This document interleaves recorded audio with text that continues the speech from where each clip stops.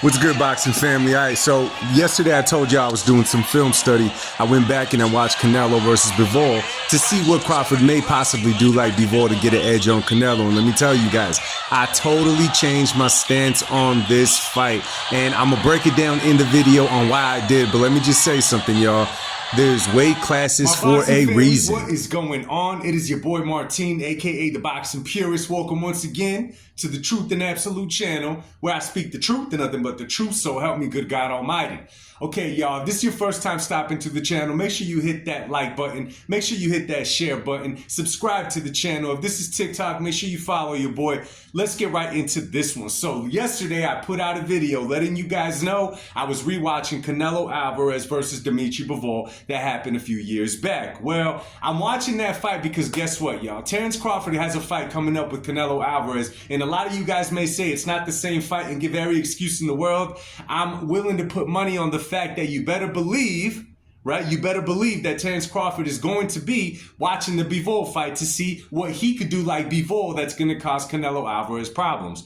Well, you know, to my surprise, it was the first time that I went back and watched the Canelo Alvarez Bivol fight. And let me tell y'all something. I don't know why I remember that fight being a whole lot more one-sided the first time I watched it. Now, don't get me wrong. It was a clear Bivol victory. I mean, it was clear as day. I'm not saying it was a close fight. It's just the atmosphere, the character of both fighters in the fight. I remember it a lot different. I remember it a whole lot different. But anyway, let's talk about the fight itself. I was looking at the things that gave Canelo Alvarez problems inside that ring and how Dmitrys Bivol, right? How Crawford could use what Dmitrys Bivol did against a Canelo. So I'm watching it, and there's a few things that gave Canelo problems, but the last thing I'm going to mention is what gave him the absolute biggest problem. Number one, Bivol did not go in there intimidated by Canelo. You know, Dmitrys Bivol just has that kind of character to him where, you know, to put it to you guys in plain English, Dmitrys Bivol is the type to see a celebrity out in the street and not be starstruck. Right? He's the type to see a freaking car coming right at him to hit him, and he's not going to react in a crazy way. He's just going to get out the way. What I'm trying to say is Dmitrys Bivol is not easily scared. He's not easily impressed. He's not easily intimidated. So he knew what Canelo could do inside that ring, and rather than go in there scared or extra cautious of what Canelo could do, he just countered it and faced the giant straight up is what he did, and it was successful for him. So Dmitrys Bivol was pushing back on Canelo as Canelo was pushing at him. Okay, that's something that we don't see too often. And number two, Dmitrys Bivol did not just sit there and allow himself to get tagged up on the ropes like Canelo likes to do to his opponents. A lot of times, you know, these opponents are getting out of the way of Canelo. Before you know it, they're against the ropes. Before you know it, they're in the corner and they're taking shots. Now, right away, they square up, and most of those shots are being hit in the elbow, in the bicep, in the shoulder, whatever. That's what Canelo's waiting for. Or that's where he's aiming for, rather. Okay, and out of those instances, Dmitrys Bivol decided to trade with Canelo, or just straight out disrupting Canelo's attack, disrupting his whole rhythm, making him reset, where Bivol would reset, and obviously it'd be to his advantage. Number two, he kept a jab in his face for a majority of the fight. He'd throw that jab out so many times, man. He just kept it in the face of Canelo, and so forth. That gave Canelo problems because he was never really able to properly set up and do what Canelo does. Now, one thing that we're going to have to look at in this fight coming up is that I was watching this fight, y'all, and I kid you not, by round 3 or 4, Canelo was already gassed against Bivol. Now, Dmitrys Bivol has a high work rate. I get all that. But I don't think that's what tired Canelo out. I think it was a horrible decision by Canelo and his team to decide to go on a vegan diet going against someone like Dmitrys Bivol. Hell, doing the sport of boxing on a vegan diet must be hell. Imagine going against someone that's bigger than you naturally, trying to go up in weight, one weight class on a vegan diet to fight a monster like Bivol.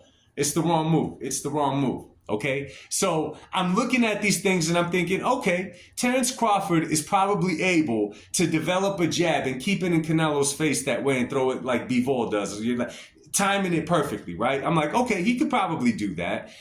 Decide to attack Canelo in the middle of Canelo looking to throw at you, and just right before the exchange, you let loose and then get up out the way. Is Terence Crawford able to do that? Yeah, I believe that he could do that. I definitely think that he could do that. Being able to time Canelo's attacks, okay, in different angles inside of that ring. Being able to disrupt him before he even decides to let go and push back on Canelo. Could Terence Crawford do that? That's a little bit too much to ask. Now, the things that I just pointed out right now, I think we all see. I think that we all see and could agree on the fact that Crawford could do everything that Bivol could do. He's not used to doing it, but he's smart enough and got the boxing ability to be able to do stuff close to what Bivol does to be able to give Canelo problems. But this is the big uh-oh, okay? This is the big uh-oh. This is something that even I overlooked. If you watch the fight between Canelo and Bivol, you notice that Canelo was letting his shots go. Remember when I went like this? Yeah, Canelo's catching Bivol to the bicep, to the shoulder. He's catching him everywhere, to the hip when he can. He's hitting him all over the place. Now, this is something you can't teach and you cannot mimic. Now you cannot teach another fighter. In those moments, okay, when you're willing to fight to get Canelo off of you and risk getting hit, you could do that when you're bigger than Canelo. You could do that when you're Bivol. You know why? Because you're able to take Canelo's shots a lot better than a smaller guy can, all right?